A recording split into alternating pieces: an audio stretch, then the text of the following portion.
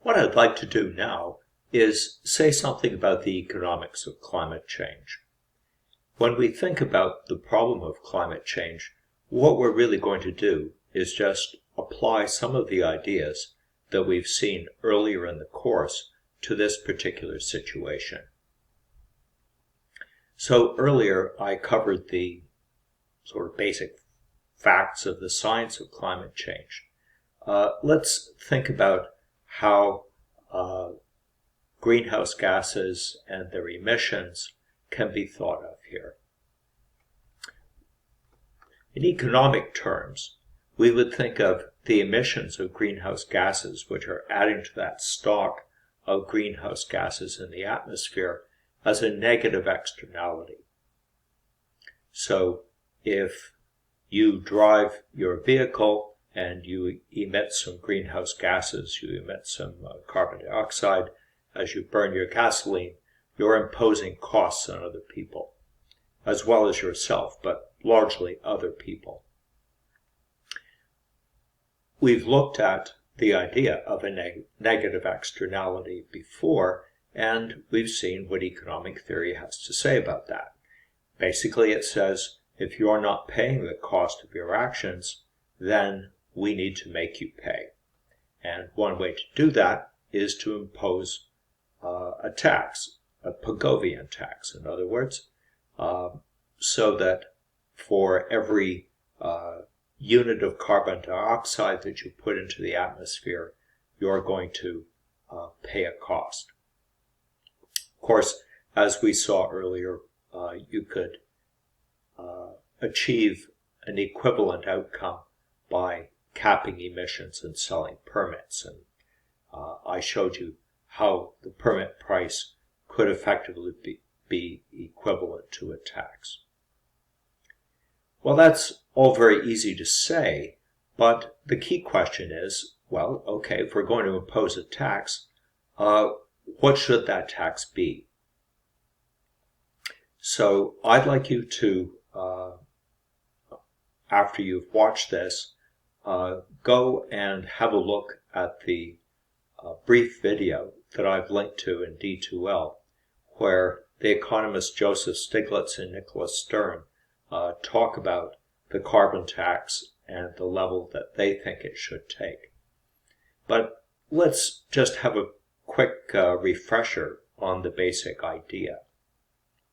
The picture that I showed you before looked like this, and I'm just going to grab my laser pointer if the machine will let me. So just to briefly review the basic idea, suppose that what's being produced here is some good, like say you're buying gasoline and you're burning it.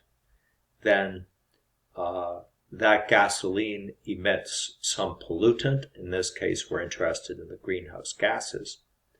And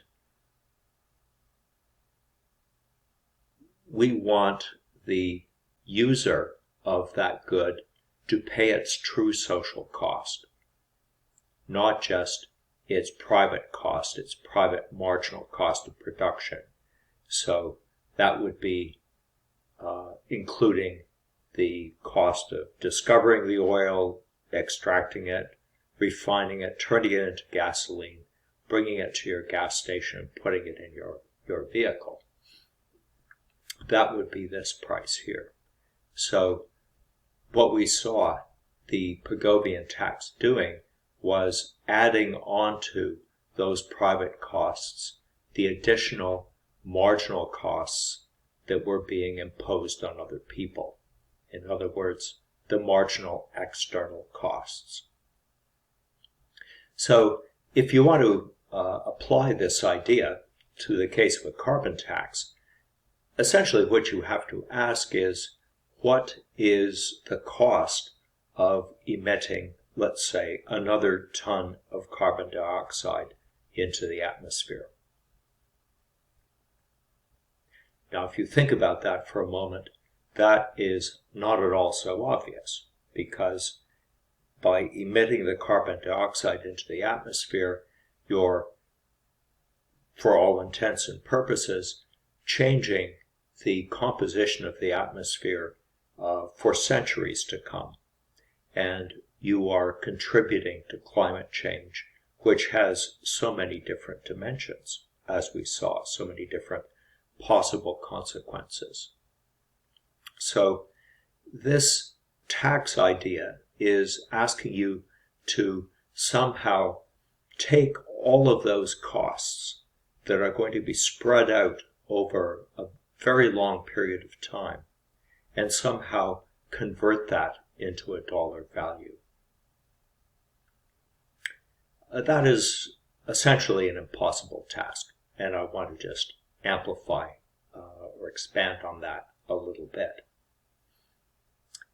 First, I want to comment on what our text has to say about the costs of climate change in the future. So what our text is doing is just quoting from various sources. You'll find this quotation on page 453 of our book. So if you just look at this, it's saying that there are estimates of how much economic damage would be caused by climate change, expressed as a percentage of world output or world GDP by certain dates. So I've highlighted those in red.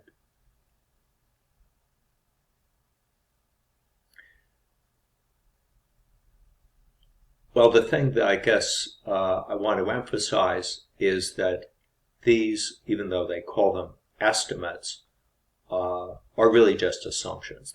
These numbers are literally made up. They don't have any basis, in fact. Because nobody has any idea what the consequences of climate change are going to be, either by 2060 or by 2100.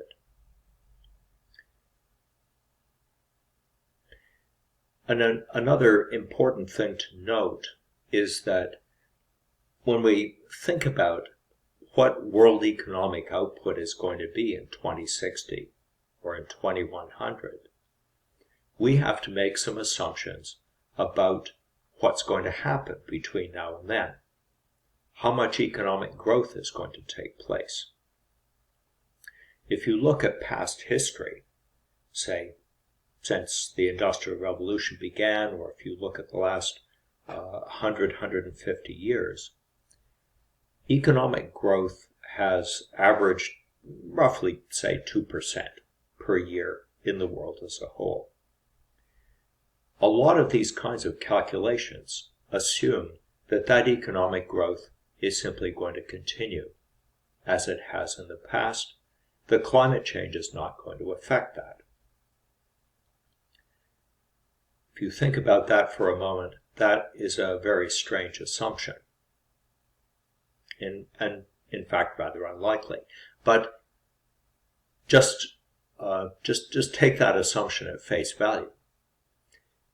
Between now and, let's say, 2100, if the world economy continues to grow, let's say at 2% per year, then total world output in 2100 would be vastly higher than it is today. So output per person, income per person, even if you take population growth into account, would be far higher than it is today. So one could, if you believe these numbers, you could say, well, 10% of global output by 2100 is not a big deal. People in 2100 are going to be so much better off than we are. 10% will still leave them very much better off than we are today. So why should we pay any real price to slow down climate change?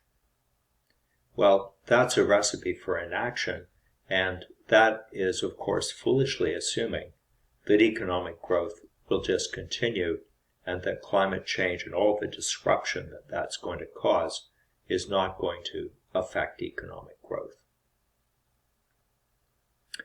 Another problem with these kinds of numbers, which, as I've said, are made up anyway, is that when you try and do some sort of cost-benefit analysis to say, how much should we pay today to reduce emissions and get benefits in the future?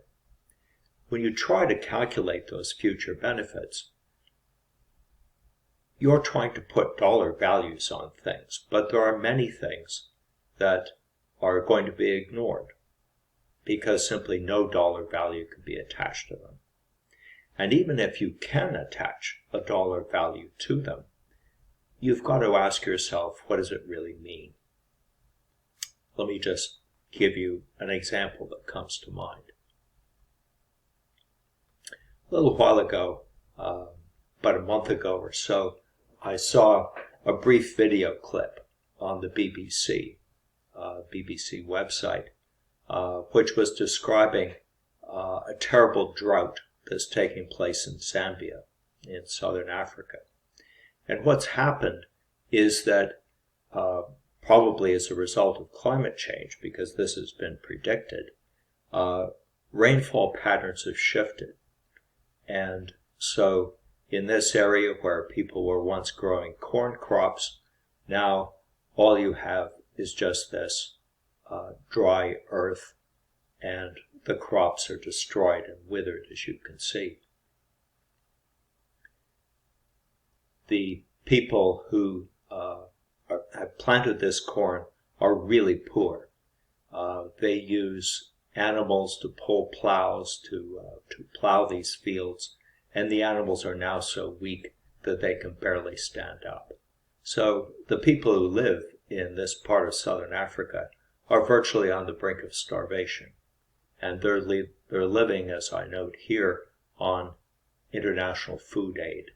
They eat about 1 meal a day of some kind of boiled grain. So if you valued their crop, if you said, well, okay, climate change destroyed their crops, how do you put a dollar value on what's happened to these people? Do you just value this crop, which after all wouldn't be all that valuable anyway, and say, well, that's a small price to pay, it's not worth attempting to reduce climate change, because after all, these people weren't producing very much anyway, that's why they were so poor. That doesn't seem very convincing to me. Let's look at, I'll just give you one other example, kind of at random. I was reading an article just very recently that there's been another so-called bleaching event in the Great Barrier Reef off Australia. So what happens when ocean waters get too warm is that coral gets damaged in the way that you can see here. It essentially turns white. It's not completely dead, but it's well on the way. This is the third time that this kind of bleaching event has happened in the Great Barrier Reef since 2016. So it's predicted that if temperatures continue to increase as climate change continues, most of these coral reefs in the world will be completely destroyed by about 2050. And of course, it's not just the deaths of the coral reefs, but it's all of the creatures that live in the coral reefs, the fish that take shelter in those coral reefs when they're just small.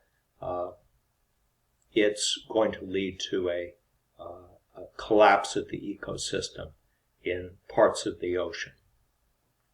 How do you put a dollar value on that? It seems to me that's a rather hopeless task. All right, well, I'm going to stop this recording right here so that the file size doesn't get too big, and I'm going to continue with some aspects of the economics of climate change in the next recording.